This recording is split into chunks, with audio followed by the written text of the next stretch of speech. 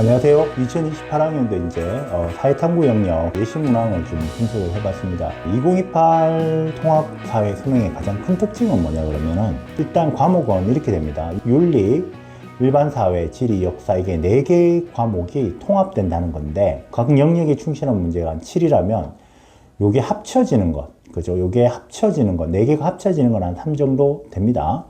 3 정도 되는 그런 비중을 보이고 있습니다. 지금 한 70%는 제가 보기에는 기본 개념을 숙지하면 충분히 풀 수 있지 않을까 싶고요.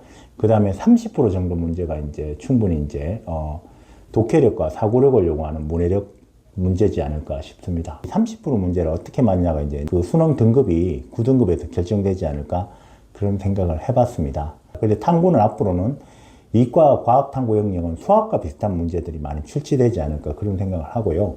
그럼 사회 탐구 영역에서 뭐냐 하면 문해력과 디지털 문화력이 결합되는 그런 문제들이 나타난다는 그런 특징을 보입니다.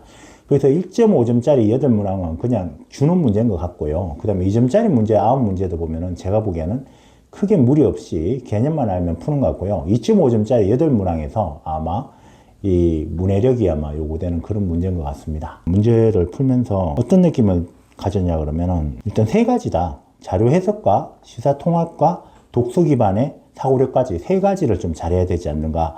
그래서 이제 문제를 쭉 한번 보니까 3번 문제 같은 경우에는 제가 보니까 문화와 이제 지도가 융합된 문제죠. 세계 지도와 문화권하고 시사 요소가 결합된 문제죠. 그래서 이건 단순한 암기만으로는 좀 풀기 어려운 문제인데 이 내용을 보면 학생들이 보면은 상당히 어렵게 풀 것 같아요. 독해력이 바탕이 돼야지 풀 수 있는 문제인 것 같고요. 그 다음에 이제 그 10번 문제를 한번 보면은 이 10번 문제는 요런 문제는 뭐 1.5점짜리 가장 낮은 문제인데 요것도 들어가 있는 거 보면 이건 내신형 문제죠. 특히 보면 명예혁명이 누구랑 연결되냐 2번 문제로 하면서 쉽게 맞출 수 있는데 이런 문제도 한 8문제에서 10문제 정도 이제 배치되어 있다는 거죠. 변별력을 뭐 가지지 않는 문제도 깔아 있다는 거죠.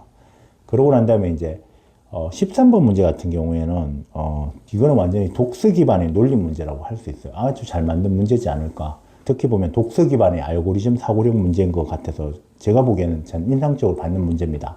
그러고 난 다음에 이제 15번 같은 경우는 전통적으로 보면 롤스와 로크의 어떤 사상 말하면서 윤리에서 나온 문제죠. 그리고 현대 사례에 적용하는 문제인데 요거는 뭐냐 그러면 애들이 보면은 기본적인 개념도 잘 알아야 되지만 그 현대사회에 보면 보기에서 지문들 같은 거, 케이스 같은 거 주면 애들이 진짜 힘들어 할 수도 있는 문제이기 때문에 이것도 진화한다면 굉장히 좋은 문제 툴이 되지 않을까 그런 생각을 해봤습니다. 이건 세계 도시, 세계화에 대한 도시 문제인데 시사랑 결합돼가 참 신선하다는 느낌을 받았거든요. 그러면서 이런 어떤 요 안에 있는 선지 같은 거, 그 지문 독해를 되게 잘해야 됩니다. 지문 독해도 잘해야 되고 되게 인상적으로 봤던 문제고요. 그 다음에 이제 21번 문제는 경제에서 비교인데 학생들이 늘 틀리는 문제죠. 그러면서 이제 힘들게 하는 한 90%가 포기하는 문제지 않을까. 요런 어려움도 주면서 변별력을 확보합니다.